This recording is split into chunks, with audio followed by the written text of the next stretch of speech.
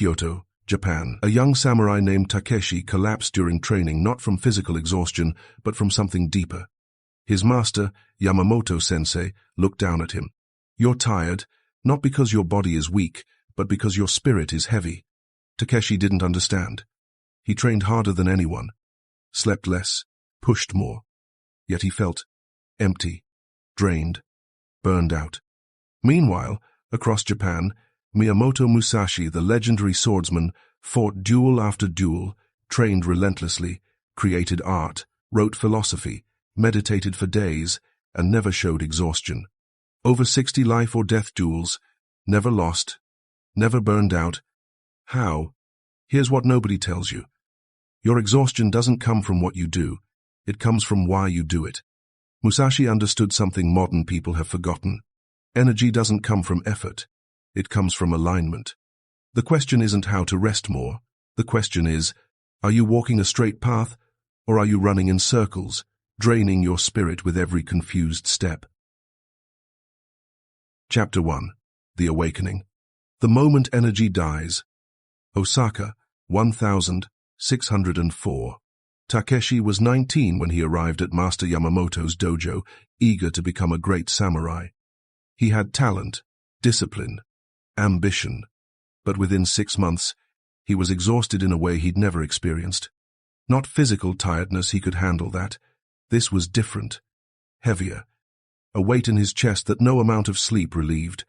He'd wake up tired, train tired, eat tired, sleep tired. "Why am I like this?" he asked his training partner Kenji.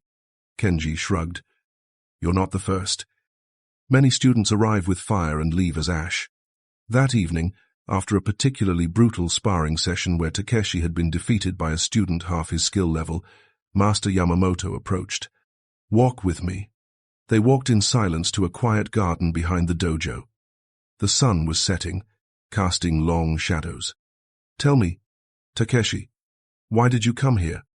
"To become a great samurai, master." "Why?" Takeshi paused. Nobody had asked that before.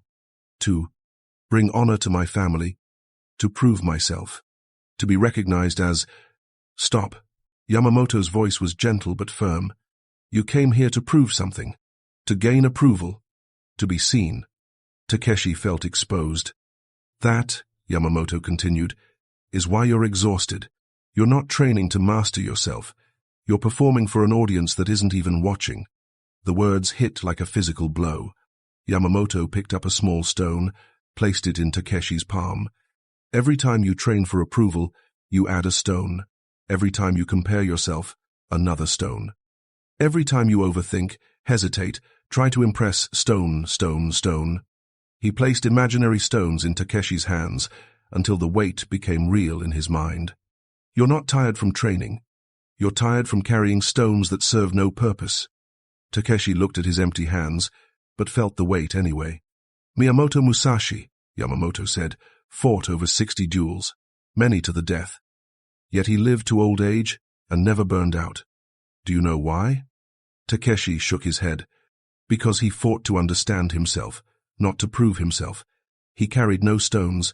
His energy came from walking a straight path, his path not running in circles, chasing validation." That night, Takeshi couldn't sleep. He realized he'd been exhausted his entire life, not just the past 6 months. Every effort in school to be top student, every social interaction to be liked, every achievement to be impressive. He'd never done anything simply because it was his path.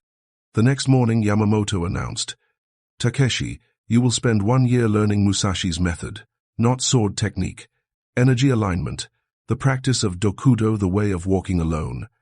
But master, I came here to learn to fight. And you will never master fighting while your spirit leaks energy like a broken vessel. First, we seal the cracks, then we fill the vessel." Takeshi bowed. He had no idea this decision would transform not just his training, but his entire life. Chapter 2. The Principle. Dokudo. The way of walking alone. The next morning, Master Yamamoto led Takeshi to a storage room. Inside, mountains of equipment, clothes, scrolls, weapons, everything a samurai might need. Take what you need for 1 year in the mountains. Takeshi began gathering items, extra clothes, spare sword, writing materials, cooking supplies, blankets, books, tools. After 20 minutes, he'd assembled a massive pile. Yamamoto watched silently.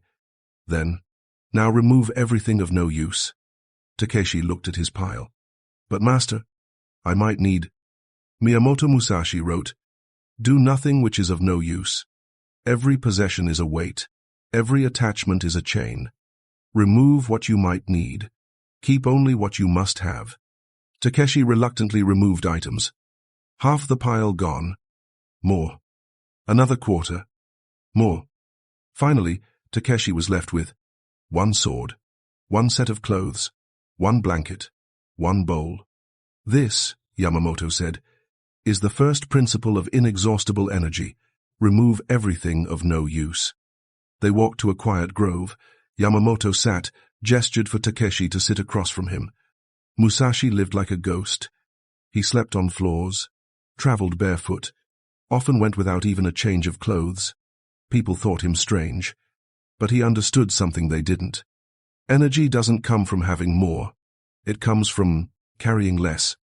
Yamamoto drew in the dirt. A man carrying a massive boulder, hunched, exhausted. Next to it, a man walking freely, straight-backed, carrying nothing. Modern people, even now in Edo period, carry invisible boulders. Mental baggage. They carry every insult, every comparison, every worry, every obligation that doesn't matter. And they wonder why they're tired. You came here carrying stones. He listed them. Proving yourself to your father. Comparing yourself to other students. Worrying about what people think. Perfectionism that serves no purpose. Seeking validation from every action. Each one felt heavy in Takeshi's chest. Musashi removed all stones. He asked of every thought, every possession, every commitment, is this useful to my path? If no, he discarded it without hesitation. This is dokudo, dudo, the way of walking alone. Not lonely, alone. Walking your path without the weight of others' expectations. Takeshi felt something shift. But master, how do you know what's useful? Yamamoto smiled. That's what you'll discover. But first, you must understand something crucial, and this truth extends beyond this dojo, beyond this time. His voice took on a quality that made Takeshi feel the words reached beyond him. Throughout history, warriors have discovered this principle. That energy doesn't come from effort, but from alignment. That exhaustion comes from carrying weight that serves no purpose. And today, in times you cannot imagine, in places far from this mountain, others will face the same burden you face now. Scattered energy, divided focus, spirit crushed under stones they don't need to carry. Yamamoto looked directly at Takeshi, but his words seemed to speak through time itself.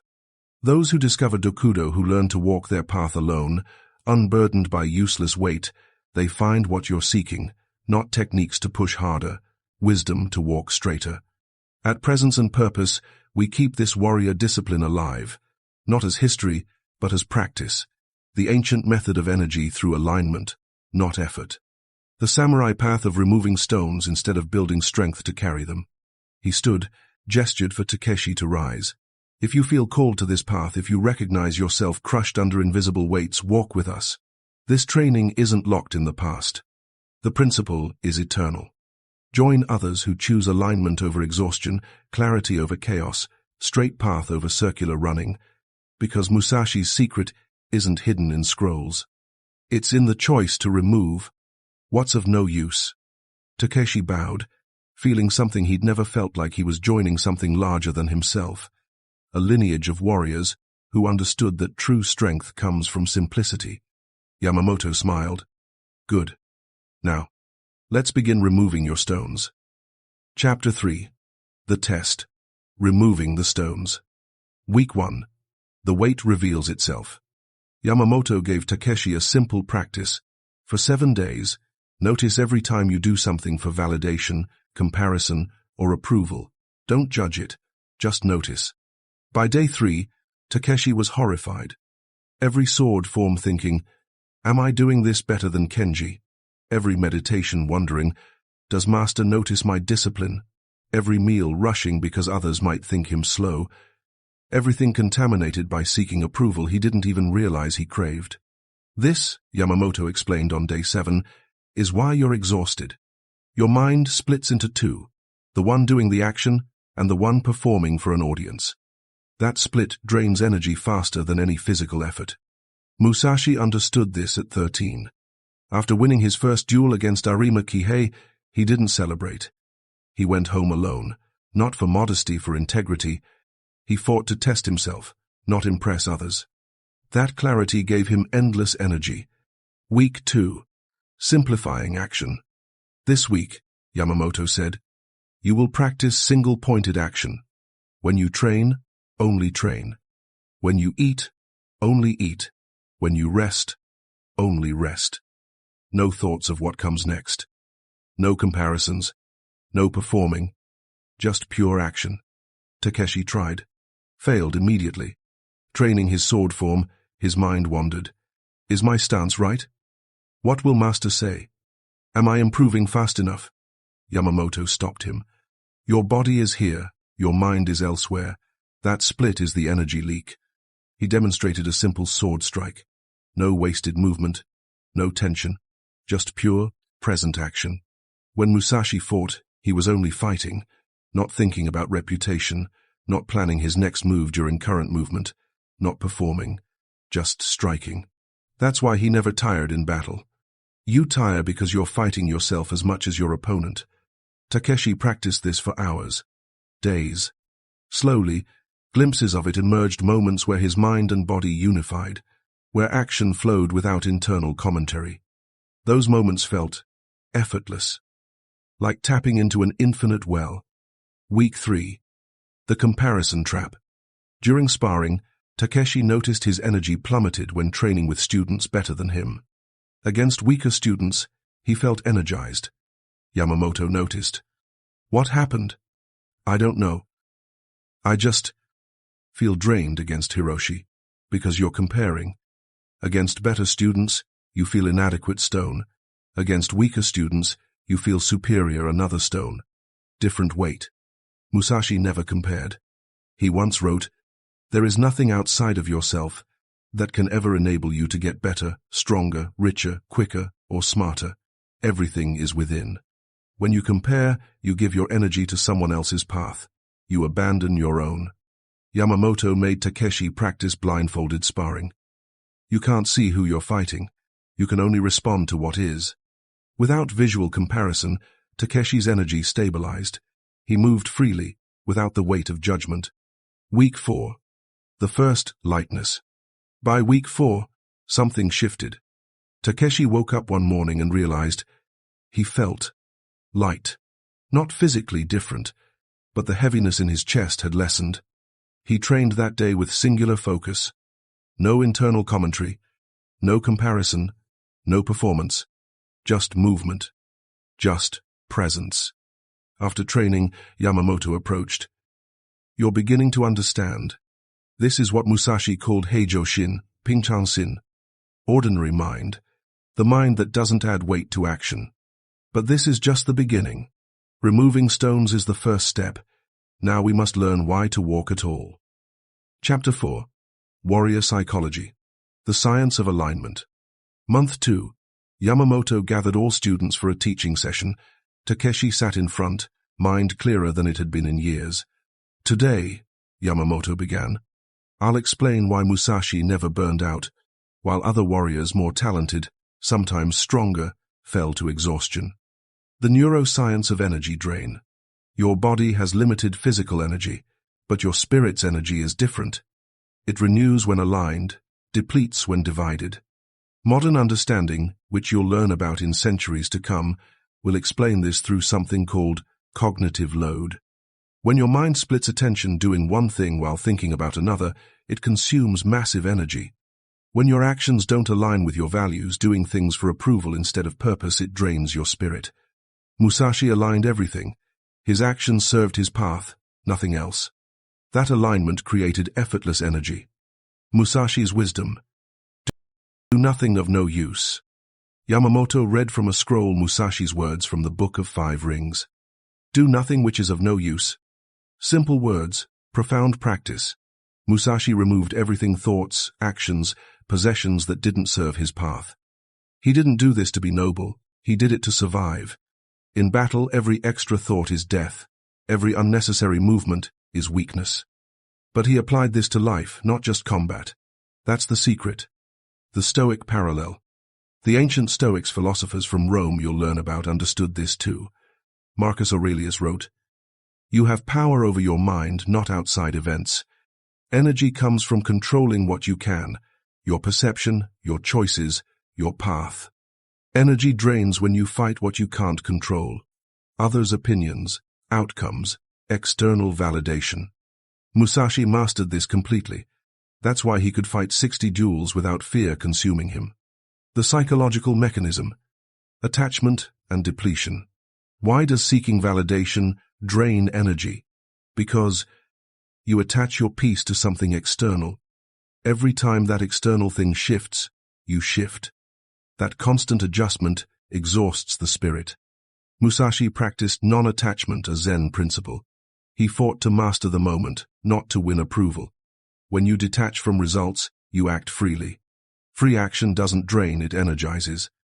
The flow state. In battle, Musashi often entered what we might call mushin, no mind. A state where thought disappears and action flows perfectly. This state is effortless. Time disappears. Energy feels infinite. Why? Because there's no split, no mind commenting on action, no comparison happening. Just pure flow. You taste this in training when you finally unify mind and body. That glimpse of effortless movement. Musashi lived there. The training principle, rhythm over motivation. Musashi wrote, "The way of the warrior is in training, not in motivation, not in emotion, in training." Motivation is energy expensive. It requires constant renewal. But rhythm, when action becomes automatic, costs almost nothing. Think. Brushing teeth. Do you need motivation? No. It's rhythm. Part of who you are. Musashi made training rhythm. He didn't try to practice. He simply was someone who practiced. That identity required no energy. This is why discipline beats motivation. Discipline creates rhythm. Rhythm conserves energy. Energy accumulates into boundless vitality. Takeshi listened, absorbing. These weren't just concepts, they were observations about how energy actually works in a warrior's life. Chapter 5. The First Transformation. The Duel Without Exhaustion. Month 4. Master Yamamoto announced a test. Takeshi would spar against Hiroshi, the dojo's best student, who had defeated Takeshi every time for the past year. Old Takeshi would have spent the night anxious, comparing, doubting. New Takeshi simply prepared, sharpened his practice sword, stretched, sat in meditation. No anxiety, no comparison, just preparation. The next morning, students gathered. Hiroshi stepped forward, confident as always. They bowed, assumed positions. And something remarkable happened. Takeshi didn't fight Hiroshi. He responded to the moment. His mind was empty of comparison, free of outcome attachment. He simply moved. Hiroshi attacked with his signature speed. Takeshi flowed around it, not thinking, just responding. 3 minutes in, something unprecedented occurred. Hiroshi began showing signs of exhaustion. His breathing labored, his movements less crisp. Takeshi? Fresh, energized, like he'd just begun. The watching students murmured. This had never happened. 5 minutes. Hiroshi's frustration grew. He was winning, technically landing more strikes, but he looked drained. Takeshi looked calm. 7 minutes. Hiroshi stopped, breathing hard. I need rest. Takeshi stood ready, barely winded. Yamamoto called the match. Enough. Later, Hiroshi approached Takeshi, confused. How? You're not even tired. I'm the better fighter, but I'm exhausted. Takeshi smiled. You fought to win. I fought to be present. Winning requires energy. Presence creates energy. That evening, Yamamoto explained to all students. What you witness today is the principle Musashi mastered. Energy doesn't come from physical strength, it comes from alignment. Hiroshi split his energy, fighting Takeshi while judging himself, attached to winning, afraid of losing. That split drained him. Takeshi unified his energy, present to each moment, unattached to outcome, simply responding. That unity created inexhaustible energy. This is why Musashi fought 60 duels and never burned out. Not because he was strongest, because he was most aligned. Takeshi bowed deeply. For the first time in his life he understood, energy isn't something you build up, it's something you stop leaking. But mastering alignment in controlled sparring was one thing. What happened next would test whether Takeshi truly understood Musashi's secret, or if, under real pressure, he'd revert to the old patterns that had exhausted him his entire life. Chapter 6. Deep Training Arc. The Mountain Monastery. Month 6. Yamamoto announced, "Takeshi, you will spend 3 months at Reigen Temple. The monks there will show you the deeper layers of energy alignment." 2 days later, Takeshi climbed to the mountain monastery. Stone walls, mist, silence deeper than any he'd known. Master Hakuin, the head monk, greeted him. "Master Yamamoto says you're learning Dokudo." "Good. Here, you'll learn why to walk alone at all." The daily rhythm. The monastery schedule. 3 a.m. Wake. Cold water purification. 3:30 a.m. Zazen meditation. 2 hours. 5:30 a.m. Walking meditation. 6 a.m. Breakfast. Silence. 7 a.m. Manual labor. 4 hours. 11 a.m. Lunch. 12 p.m. Study. Scriptures. 2 p.m. Zazen. 2 hours. 4 p.m. Evening chores. 6 p.m. Dinner. 7 p.m. Reflection. 8 p.m. Sleep. No variation. Every day. For 90 days. First week was hell. Not physically, Takeshi could handle hard work. But the sameness. The complete lack of novelty, excitement, variation. He realized he'd been addicted to stimulation, always seeking new, different, exciting. That addiction had drained him. The monks showed him, rhythm conserves energy, novelty drains it. The training in non-attachment. Week 3. During manual labor, carrying water from well to kitchen, Takeshi's mind wandered. This is pointless. I came here to learn warrior wisdom, not carry water. Hakuin noticed. You're resisting. That resistance is where energy leaks. He demonstrated, carrying water with complete presence. No thoughts of, I'd rather be doing something else. Just carrying water. Musashi painted birds, carved sculptures, wrote calligraphy. Not because he loved those activities more than fighting, because he brought complete presence to whatever he did. When you wish you were elsewhere, you split your energy between here and there. That split exhausts you. When you're fully here, energy flows. Takeshi practiced this, being completely present during every action, no matter how mundane. Slowly he felt the difference. The exhaustion wasn't from the work. It was from the resistance to the work. The meditation insight. Month 8. During morning zazen, something shifted in Takeshi's meditation. His mind, usually full of thoughts, suddenly emptied. Not forcefully, naturally, like mist dissolving in sunlight. In that emptiness, an insight arose not from him, but through him. This practice, this alignment, you who walk this path across all time, you're learning what warriors have always known. Energy doesn't come from the world. It comes from your relationship to the world.